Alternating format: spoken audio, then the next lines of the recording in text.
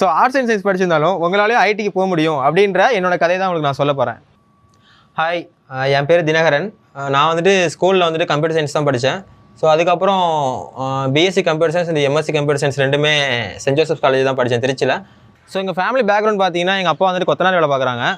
So அப்படி தான் படிக்க வச்சாங்க. நான் காலேஜ் வந்துட்டு 2023 தான் பாஸ் அவுட் பண்ணேன். ஸோ அதுக்கப்புறம் நான் வந்துட்டு இங்கே யூனிக் டெக்னாலஜியில் வந்துட்டு இன்டர்ன்ஷிப் பண்ணுறதுக்கான வாய்ப்பு கிடைச்சது. நான் இங்கே வந்துட்டு இன்டர்ன்ஷிப் பண்ணிக்கிட்டு இருந்தேன். நான் என்ன டவுட் கேட்டாலும் உடனே கிளியர் பண்ணிவிடுவாங்க. ஸோ அது வந்துட்டு படிக்கிறதுக்கும் நாலேஜ் கெயின் பண்ணுறதுக்கும் ரொம்ப யூஸ்ஃபுல்லாக இருந்தது.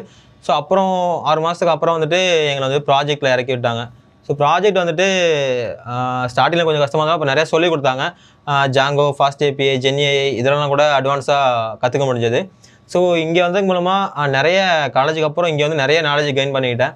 ஸோ அதுக்கப்புறம் இங்கேருந்து இப்போது நான் நெக்ஸ்ட் கம்பெனி நல்ல பேக்கேஜில் என்னால் மூவ் பண்ண முடிஞ்சது. ஸோ உங்களுக்கு என்ன சொல்ல வரேன்னா, ஸ்டார்டிங்லேயே நல்ல ஒரு பேக்கேஜில் போகணும் அப்படிலாம் நீங்கள் வெயிட் பண்ணிட்டு இருக்க வேணாம். ஸோ உங்களுக்கு எங்கே வாய்ப்பு கிடைக்குதோ ஃபஸ்ட்டு அங்கே போயிட்டு ஃபஸ்ட்டு நல்லா லேர்ன் பண்ணிக்கோங்க. லேர்ன் பண்ணிவிட்டு அதுக்கப்புறம் நீங்கள் வந்துட்டு நெக்ஸ்ட் லெவல் உங்களாலே போக முடியும். அந்தளவுக்கு நாலேஜ் நீங்கள் கெயின் பண்ணிக்கலாம். ஸோ ஆர்ட்ஸ் அண்ட் சயின்ஸ் படிச்சிருந்தாலும் உங்களாலே ஐடிக்கு போக முடியும் அப்படின்ற என்னோட கதையை தான் உங்களுக்கு நான் சொல்ல போகிறேன்.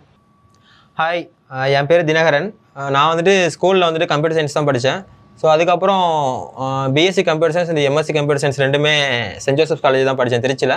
ஸோ எங்கள் ஃபேமிலி பேக்ரவுண்ட் பார்த்தீங்கன்னா எங்கள் அப்பா வந்துட்டு கொத்தனார் வேலை பார்க்குறாங்க. ஸோ அப்படி தான் படிக்க வச்சாங்க. நான் காலேஜ் வந்துட்டு 2023 தான் பாஸ் அவுட் பண்ணேன். ஸோ அதுக்கப்புறம் நான் வந்துட்டு இங்கே யூனிக் டெக்னாலஜியில் வந்துட்டு இன்டர்ன்ஷிப் பண்ணுறதுக்கான வாய்ப்பு கிடைச்சது.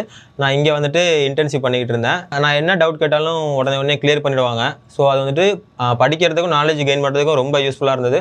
ஸோ அப்புறம் 6 மாதத்துக்கு அப்புறம் வந்துட்டு எங்களை வந்து ப்ராஜெக்ட்டில் இறக்கி விட்டாங்க. ஸோ ப்ராஜெக்ட் வந்துட்டு ஸ்டார்டிங்கில் கொஞ்சம் கஷ்டமாக தான், அப்போ நிறையா சொல்லிக் கொடுத்தாங்க. ஜாங்கோ, ஃபாஸ்ட் ஏபிஐ, ஜென்ஏஐ இதெல்லாம் கூட அட்வான்ஸாக கற்றுக்க முடிஞ்சது.